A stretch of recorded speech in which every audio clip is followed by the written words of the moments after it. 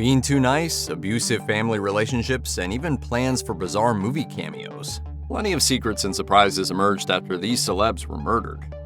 In 1982, Dominique Dunne's career looked like it was on the verge of takeoff.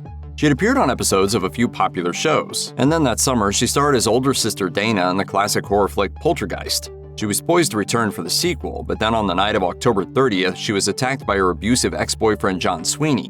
She died 5 days later. Dunne's father, Dominique Dunne, had worked in Hollywood as a producer and assistant director, most notably on 1970's The Boys in the Band. After Dominique was killed, he wrote about his experience as the father of a murder victim in the March 1984 issue of Vanity Fair. He then established a second career as a true crime writer, covering such notable cases as O.J. Simpson, the Menendez brothers, and Phil Spector's murder of Lana Clarkson. Sweeney ended up serving less than 3 years for Dominique's murder after he was found guilty of voluntary homicide. After he was released, protests led by the Dunnes chased him out of California. Many years later, Dominique admitted to having attempted to hire a killer to take care of Sweeney before being talked out of it by the detective he approached as an intermediary. He came closer to having been on both sides of a murder than his readers had known. The murder of model and TV personality Jasmine Fiore came as a shock and a reality check to the world of reality TV. She had recently married Ryan Jenkins, who was on the road to becoming a professional reality star. He'd appeared on Megan Wants a Millionaire, on which former Rock of Love contestant Megan Hauserman selected from a house full of rich single men vying for her attention. After Jenkins' elimination on that show, he headed to Las Vegas, met and married Fiore in a matter of days, and then went to Mexico to film Season 3 of I Love Money. In August 2009, Fiore's brutalized body was found in a suitcase. Her teeth and fingers had been removed to prevent identification. She was identified at the autopsy by the serial numbers on her breast implants. Jenkins killed himself several days later in a Canadian hotel room. Reports then emerged that he had been suspicious of Fiore while he was in Mexico and she remained in Vegas. His jealousy even became a plot point on I Love Money. Both shows with Jenkins in the cast ended up being canceled at serious financial cost. But how was someone so dangerous able to make it into 2 separate VH1 reality shows in the first place? In a 2020 article for Entertainment Weekly looking back at the murder, reality TV insiders described a now-lasting commitment to vigilance and safety. Networks pour more money into thorough background checks and continue to keep in touch with their stars even after production has ended. Marvin Gaye was one of the rare musicians who managed to shift gears while retaining fans and continuing to make money. A Motown darling who went on to adopt a more serious message of protest and change as his career developed. He had a golden voice no matter what subject he was singing about. Unfortunately, he also had an abusive father who fatally shot him in 1984, one day shy of his 45th birthday. A Pentecostal preacher, Marvin Gaye Sr. had apparently always hated his son. His wife Alberta once said, "My husband never wanted Marvin and he never liked him. What's worse, he didn't want me to love Marvin either." The elder Gaye abused his son throughout his childhood, reportedly even accusing him of incest with his mother. Once Marvin Jr. was grown and famous, his father envied his son's success even as he disapproved of his sensual public persona. Meanwhile, the younger Gaye had his own troubles, including drug abuse, suicidal ideation, and abusing his own wife. Tensions between the two reached a boiling point during an argument that culminated in Marvin Sr. shooting his son twice with a .38 revolver. He received a suspended sentence of 6 years for voluntary manslaughter, with 5 years probation. Rebecca Schaeffer's kindness may have contributed to her death. When Robert Bardo sent her a letter, she wrote back and told him that his was one of the nicest she'd ever received. Bardo became obsessive and he hired a private detective to find her home address, as well as those of pop stars Debbie Gibson and Tiffany. The PI was able to locate Schaeffer, and Bardo fatally shot her on her front doorstep on July 18, 1989. She was 21. Schaeffer's death woke many Americans up to the reality of stalking. In 2024, Marcia Clark, who prosecuted Bardo and is probably best known for the O.J. Simpson murder trial, told the Los Angeles Times, "What struck me about the case is the naivete of everyone involved." Did he exhibit any signs of hostility? None whatsoever. Bardo had gone to a studio to look for Schaeffer and merely been shooed away by a guard who didn't detect that he was a threat. Nor did Schaeffer's team notice anything worrisome in his letters. The case led to California adopting some of the nation's first anti-stalking laws, which have only become more important in the years since, considering the wide availability of information on public figures on the internet. The murder of rapper Tupac Shakur in a drive-by shooting in 1996 was one of the most mysterious unsolved murders for nearly 30 years. Finally, in 2023, a suspect named Dwayne Keefe D. Davis was arrested and charged with first-degree murder. He maintains his innocence. But back around the 10-year anniversary of Shakur's death, there were plans for a massive memorial in Soweto, South Africa. The rapper's mother, former Black Panther Afeni Shakur, was going to bring the ashes to Soweto, which is famous for its role in the struggle against apartheid. The plan was for Tupac's remains to be interred in a 5-acre complex that would include an arts complex, a museum, and a park for children. Unfortunately, those plans never quite materialized. Afeni canceled her trip and ultimately refocused her efforts on memorials in the United States. The Tupac Amaru Shakur Center for the Arts operated in Stone Mountain, Georgia from 2005 to 2014. Sometime after its closure, a life-size statue of Tupac on the grounds disappeared. At the time of her death in 1995, Selena Quintanilla Perez was about to go from big to huge. Even though she was only in her early 20s, she was already considered the queen of Tejano music. She had an English-language album set to be released, as well as a cameo in the upcoming movie Don Juan DeMarco. But then, on March 31st, Yolanda Salvador, the president of her fan club, fatally shot Selena dead in a Corpus Christi, Texas motel after Selena accused her of embezzling money. Why did you decide you needed a gun? It was after threats had been made against my life. But death couldn't extinguish Selena's rising star. Her posthumous album, Dreaming of You, for which she had recorded just a few tracks, was filled out with other work and released to enormous acclaim. It debuted at #1 on the Billboard 200 chart and sold over 3 million copies in the United States. While the salacious details of her murder undoubtedly helped sales, there was also no question that it made clear just how big a talent the world had just lost. Sal Mineo is best remembered for starring alongside James Dean and Natalie Wood in 1955's Rebel Without a Cause. Alas, all 3 of those cast members died tragically young. After Mineo aged out of teenage roles, he struggled to find consistent work of the same caliber. In 1976, he was in rehearsals for a play called P.S. Your Cat is Dead when he was stabbed to death in an alleyway near his apartment in West Hollywood. Mineo's bisexuality wasn't exactly a secret, and rumors that he preferred men may have contributed to his difficulty booking movie roles. The circumstances of his death, especially the fact that money was found in his pocket, led to speculation that his murder was in some way related to his sexuality. Rumors that he was killed by a scorned lover or a hookup gone wrong continued even after the arrest and conviction of Lionel Williams, a pizza delivery man and petty criminal trying to rob Mineo. While Mineo was indeed queer, his death didn't really have anything to do with that. He was simply in the wrong place at the wrong time.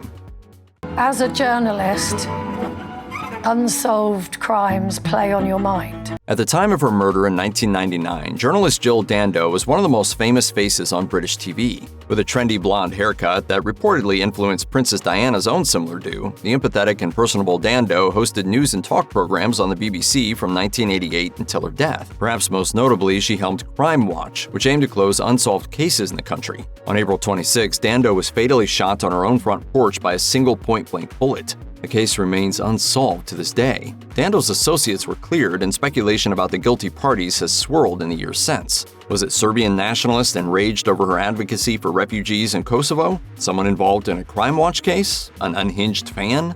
The conviction and later exoneration of a local man named Barry George only added to the confusion. Alas, it seems that Dando's killer managed to pull off exactly the kind of difficult-to-crack murder that she had become famous for resolving.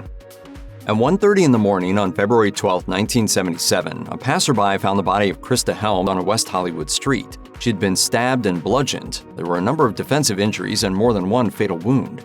Her purse was missing, though her car keys were under her body. That purse has figured heavily in speculation around the case. Helm was a bit-part actor with minor roles in movies like Legacy of Satan and an episode of Starsky and Hutch to her name. She was also known for her romantic connections to powerful men, with rumors linking her to Mick Jagger, Joe Namath, and the soon-to-be-toppled Shah of Iran. Helm kept a detailed record of her star-studded trysts in a notebook that she kept in her purse at all times. That erotic ledger wasn't found, nor were the alleged secret tapes that she made of her encounters. It was also speculated that Helm's death was connected to that of Sal Mineo, but that theory dried up once Mineo's killer was caught. The transient nature of many Hollywood types of that era means that a number of potentially key witnesses are untraceable a half-century later, though investigative efforts have continued. Jenny Maxwell was probably most famous for her proximity to more famous people. The most stellar credit on her thin resume is the 1961 movie Blue Hawaii, which starred Elvis Presley and Angela Lansbury as his mother. Maxwell eventually gave up on acting and married an attorney named Tip Roeder, who was 21 years her senior. In June 1981, Roeder and Maxwell were in the midst of a divorce when they were both shot by an unknown assailant. Maxwell was struck in the head and died immediately. Roeder, meanwhile, was wounded in the abdomen and lived long enough to call for help. The murder was officially considered a robbery gone wrong, though Roeder's shady connections and bullying personality made some suspect that he was the intended victim.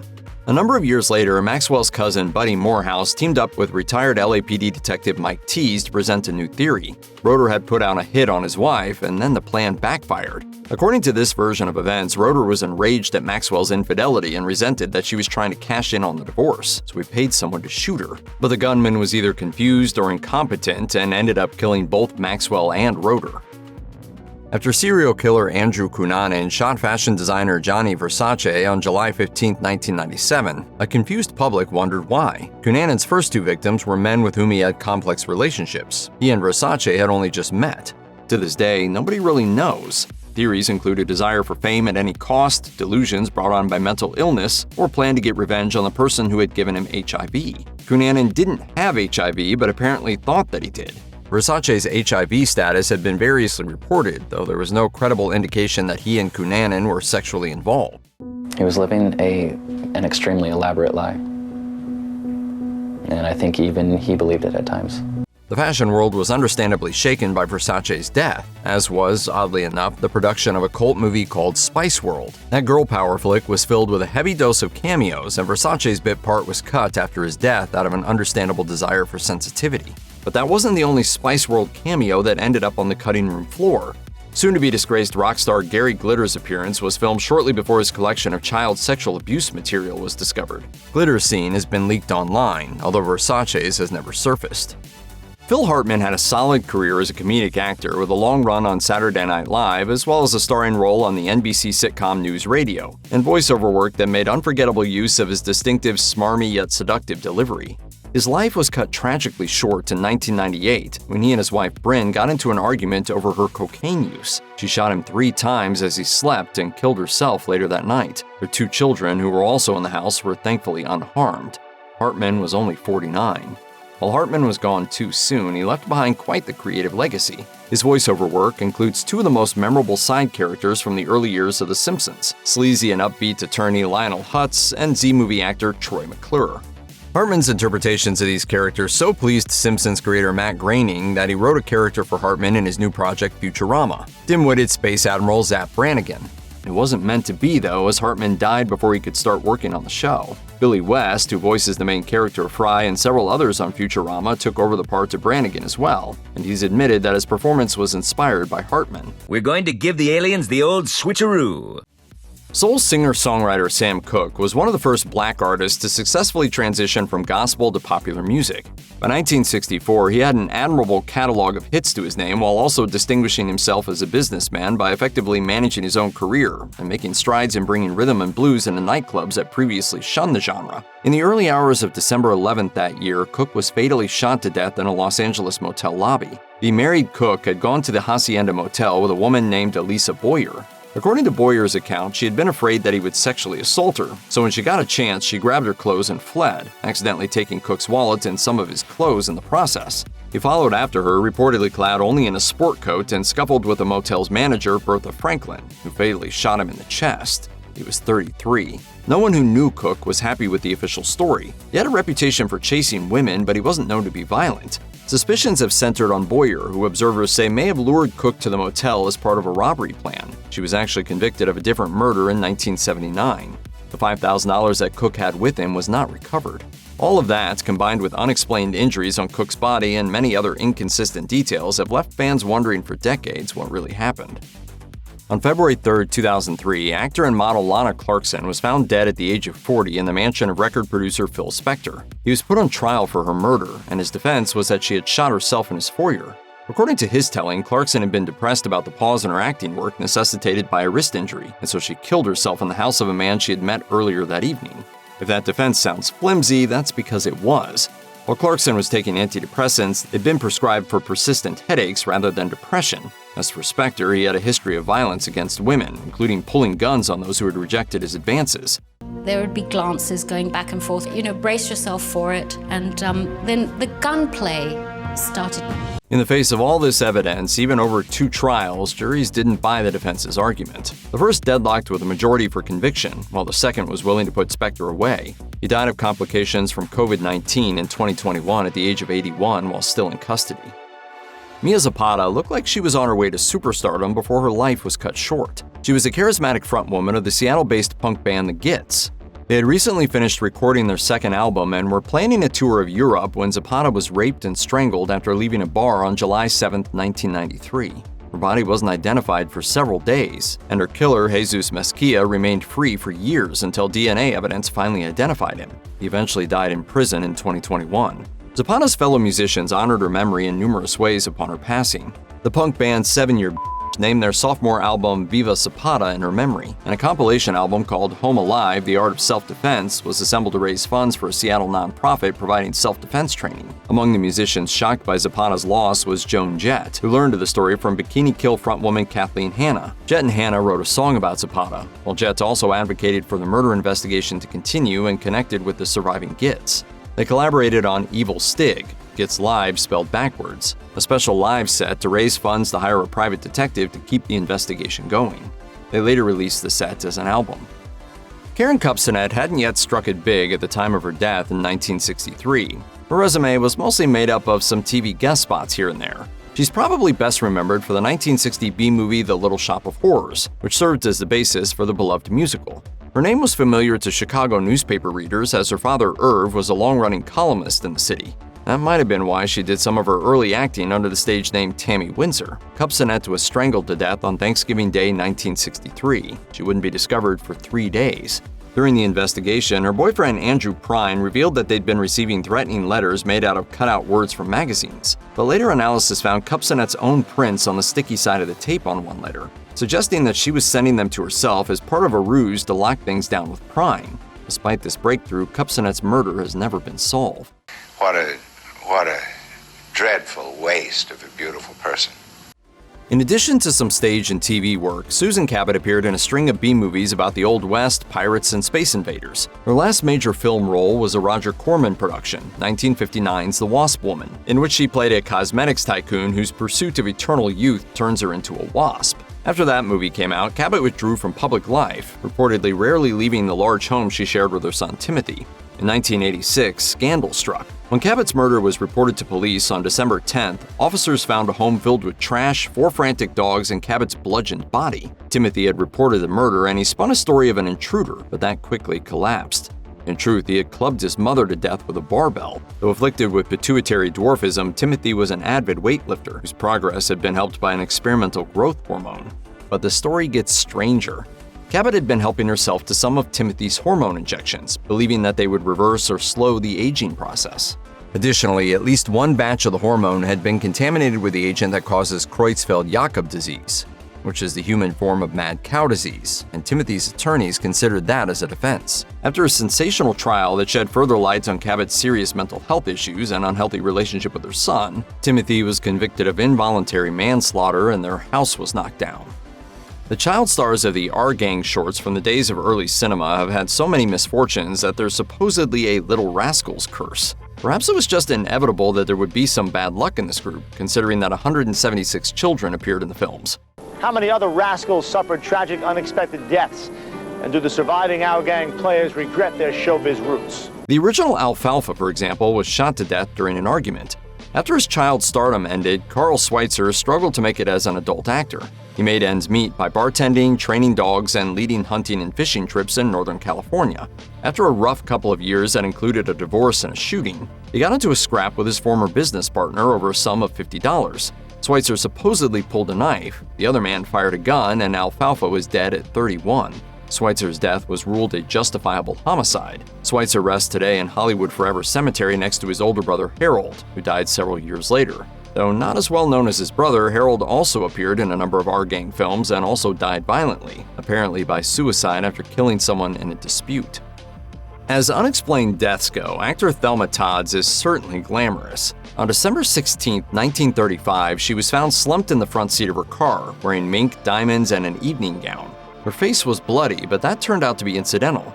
She died of carbon monoxide poisoning and hit her head on the steering wheel when she lost consciousness. Suicide seemed unlikely as she had wrapped a large number of Christmas gifts shortly before her death. An accident was more possible. Todd could have been tipsy and running the car to stay warm without realizing the risk that the exhaust presented, but that theory was also considered uncompelling. That left murder, which was supported by damage to Todd's throat and 2 cracked ribs discovered at autopsy. The circumstances of her life hinted at motives. Her obituary noted that she was being extorted for money, and she also had a complex business arrangement with an on-again, off-again boyfriend and his wife. Most suspiciously, though, were her mafia connections. Her abusive ex-husband, Pat DiCicco, was a mob enforcer, and she had argued with him on the evening of her death. And there was mob boss Lucky Luciano, with whom Todd had a fling that turned violent. He provided uppers to her to keep her weight under control, and he had also leaned on her to allow him to run illegal gambling in the cafe she was a part owner of. His police connections also could have sandbagged an investigation into Todd's death.